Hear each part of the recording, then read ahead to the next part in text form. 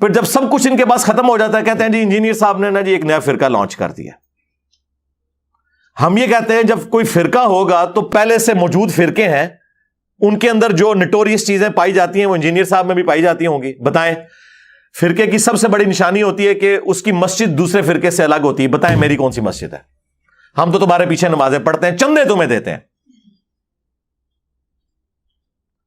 فرقے کی چندہ بک علیحدہ ہوتی ہے, ان کا بابا علیحدہ ہوتا ہے. ہمارا کون سا بابا ہے؟ ہم تو بار بار کہتے ہیں کہ ہم اسے اپنا بابا جان مانتے ہیں جن کی قبر مدینے میں ہے. النبی اولی بالمؤمنین من انفسہم وازواجہ امہاتہم. نبی تمہاری جانوں سے بڑھ کر تم پر حق رکھتے ہیں اور نبی کی بیویاں امت کی مائیں ہیں صلی اللہ علیہ وآلہ وسلم.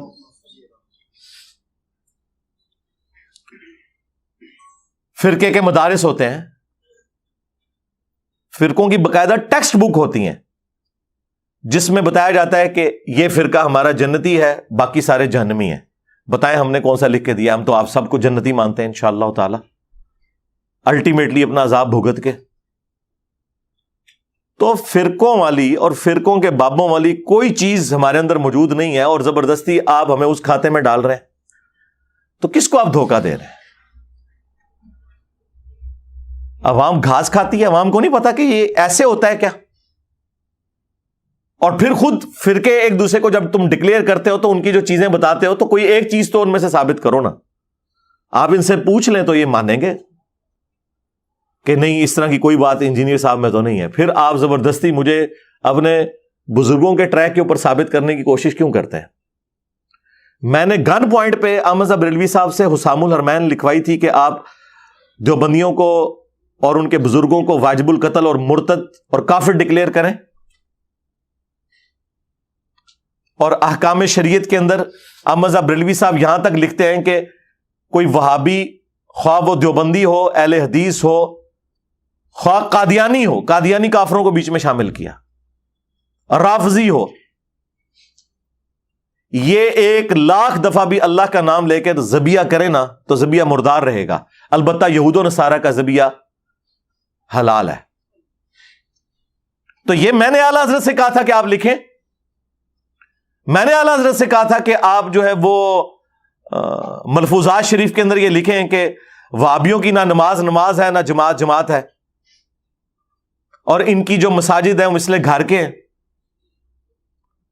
بلکہ یہ نہیں کہا, یہاں تک لکھا کہ کفار کی مساجد مثل گھر کے ہیں, کافر لکھا. نہ ان کی نماز ہے نہ ان کی جماعت ہے. جب پوچھا گیا کہ ان کے پیچھے نماز پڑھ لیں کہ نہیں, اور پھر اس کے جواب میں کیا میں نے المہند علی المفند لکھوائی, ہند کی تلوار ایک سٹھیائے ہوئے بابے کے اوپر, کتاب کا نام دیکھیں, اور اس میں انہوں نے لکھا کہ احمد صاحب بریلوی اور ان کی پوری جماعت جو ہے وہ شیطانی لشکر ہے جو ہم پہ حملہ آور ہوا ہے. علماء دیوبند رضی اللہ عنہم پر رضی اللہ عنہم لکھا اپنے بزرگوں کو, اور اسی کتاب میں انہوں نے اہل حدیث کے لیے لکھا کہ وہابی جو ہے یہ خوارج کی ایک جماعت ہے جنہوں نے حرمین کی زمین کے اوپر قبضہ کر لیا تھا, اور پھر اللہ تعالیٰ نے ان کی شوکت توڑ دی. کیونکہ جس زمانے میں وہ ان کے ابن عابدین شامی نے لکھا تھا اس وقت غلبے کے بعد دوبارہ سے ان کا غلبہ ٹوٹ گیا تھا عثمانیوں کی وجہ سے, لیکن انہیں کیا پتا تھا کہ ان کے مرنے کے بعد پھر دوبارہ سے وہاں پہ سعودی حکومت بن جائے گی جو آج تک قائم ہے. یہ تم لوگوں کے بزرگوں نے ایک دوسرے کو کافر قرار دیا ہے. اور البریلویہ کتاب کے اندر انہوں نے احمد بریلوی صاحب کے اوپر جو جھوٹ منسوب کیے, جو کفری عقیدے منسوب کیے, یہ میں نے ان سے کہا تھا کہ آپ لکھیں. تو آپ ایک دوسرے کو خود کافر قرار دے کے گئے ہیں, اور آج جب آپ کو میں ایکسپوز کر رہا ہوں تو آپ کہہ رہے ہیں اس نے نیا فرقہ بنا لیا. نیا فرقہ بنایا ہوتا تو میرے بھائی کوئی مسجد ہوتی, کوئی مدرسہ ہوتا, کوئی چندہ بک ہوتی, کوئی سٹوڈنٹس میں نے لانچ کیے ہوتے اس کام کے لیے کہ لوگوں کو میرا مرید بنایا جائے. نہیں, جو بندہ اپنی جیب سے آپ کو کھلائے, چندے بھی آپ کو دے, آپ کی مساجد میں نماز پڑھے, اور اپنے سٹوڈنٹس کو بھی کہے کہ آپ نے انہی کے پیچھے نمازیں پڑھنی ہیں, اس شخص کے بارے میں یہ جھوٹ بولنا, تمہارے بزرگوں کی جتنی خامیاں ہیں نا ان میں سے کوئی ایک بھی میرے اندر نہیں پائی جاتی.